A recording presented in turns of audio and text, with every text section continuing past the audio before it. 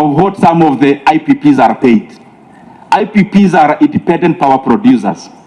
And as you all know here, these are politically connected individuals who own these companies. So Kenyans are made to pay a tax for higher tax production of electricity just because we are feeding into some political system. So if you look at the segmentation of what we end up paying, after Kenya Power collects the money, the profit margin of the district, not the profit margin,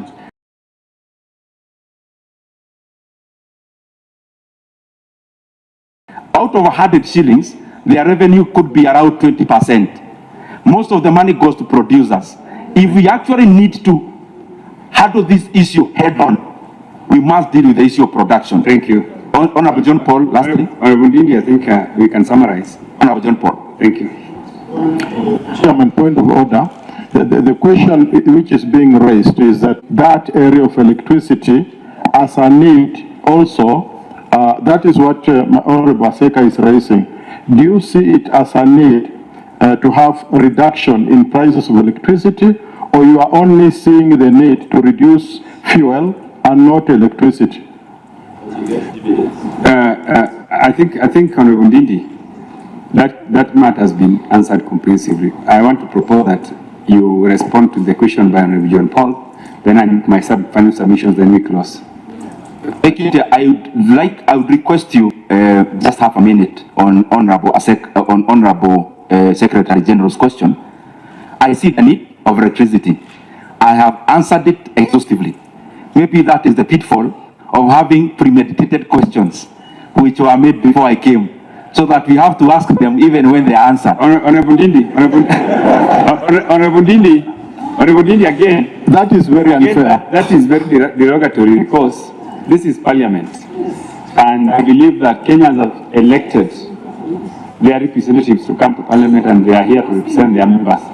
So there's nobody who has been sent by by any other force other than their voters. So I think that one, I believe you've gone out of the stretch.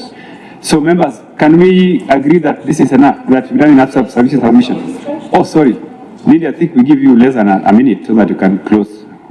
Thank you very much. Honorable John, 7 shillings. We need the roads. Honorable Ndindi, please finish. Just proceed.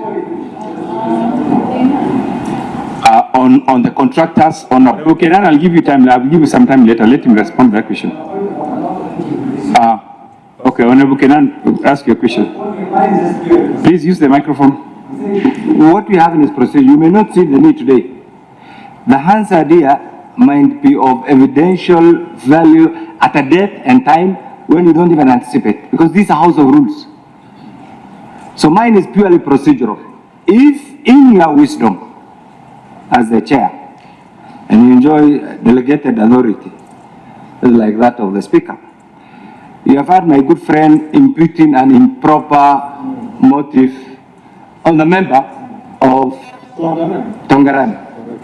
And superficially, you have asked my brother here to desist from that route. What I expected you to do at this juncture is for the withdrawal and expansion of that particular statement from the proceedings of the committee. Otherwise, you are our chair. Thank you.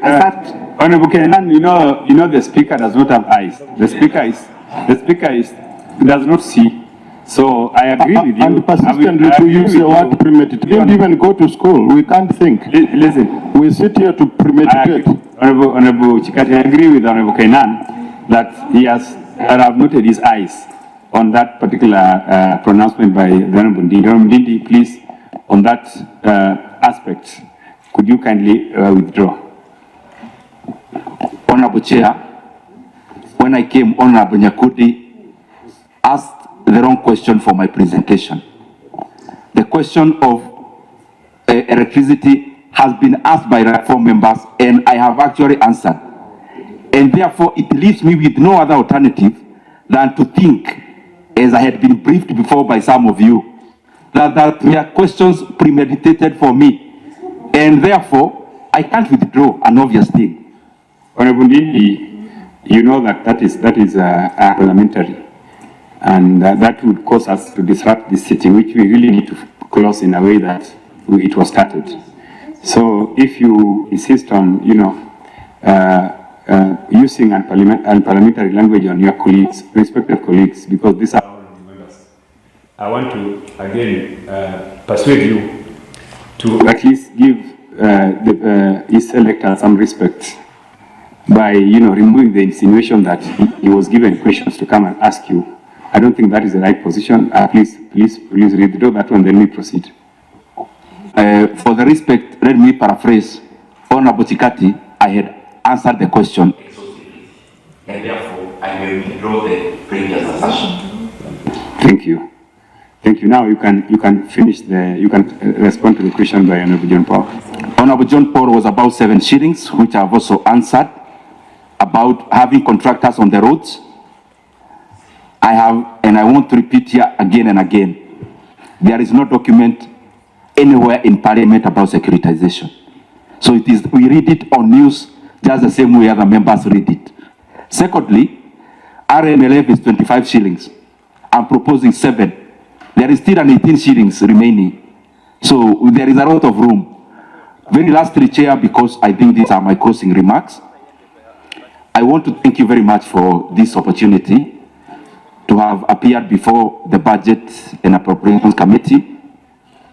And also, I want to also to underline that we are all colleagues and I respect every one of you. And even in the start of this discussion, I was just trying to answer the questions based on the temperatures that had been thrown to me. But I'm glad that at the end of the day, we have been able to listen to each other and to hear my objective proposals. I request you, members, I know many times we are divided politically based on where we lean, but I want to request you, this issue of fuel is not just affecting the people of Kiharu. It is representing the people of the entire country. The issue is about the trade-off. We let the prices go up, they affect the economy, or we do something about it and arrest the cost of living going forward. I beseech all of us that we start on the side of Kenyans. We look for solutions to lower fuel prices because it is possible and it is still in our purview. Thank you very much. Thank you very much. Just to say that the prices is not affecting the people of Kiharu. Are you aware that even these prices is not affecting the Republic of Kenya only, but it is the whole world? Thank you. Honorable Ndindi, I think that is how can I say? So what I wanted to say, Honorable Ndindi, is that I have looked at your proposal to us globally in terms of the effect it will have on the